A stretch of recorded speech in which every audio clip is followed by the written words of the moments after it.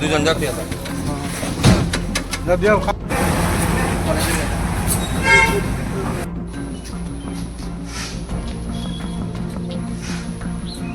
সাতানব্বই 2023 এই মোকদ্দমায় মাননীয় স্পেশাল জাজ মানবেন্দ্র দেববর্মা মহোদয়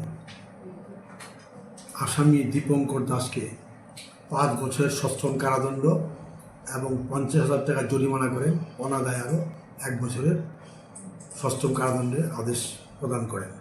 প্রকাশ করা আবশ্যক, 2023-এ 17/12-2023-এ এই কেসের সূত্রপাত আমাদের খোয়াইরি দুর্গানগরের পূর্ণিমা স্কুলের সামনে আসামিকে ডিটেইন করা হয় এবং ওর কাছ থেকে হিরোইন উদ্ধার করা হয়।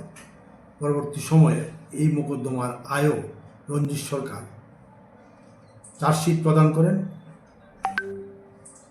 মাননীয় আদালতে 15 জন সাক্ষ্যপক্ষ প্রসিকিউশনের তরফ থেকে গ্রহণ করা হয়।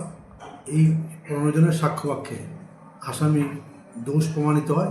সেই মোতাবেক স্পেশাল জাজ মাননীয় মানবেন্দ্র দেববর্মা মহোদয় আজকে আসামিকে 5 বছরের সশ্রম কারাদণ্ড এবং 50,000 টাকা জরিমানা, অনাদায়ে আরও 1 বছরের কারাদণ্ডের আদেশ প্রদান করেন।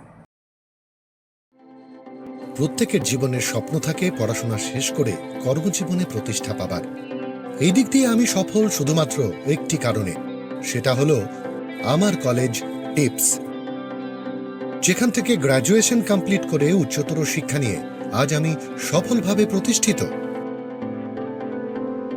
টিপসে পড়াশোনা ছাড়াও নিজেদের কেরিয়ারে কিভাবে অনেক বেশি মাত্রায় সুযোগ পাওয়া যায় তার সবকিছুই হাতে কলমে শেখানো হয়।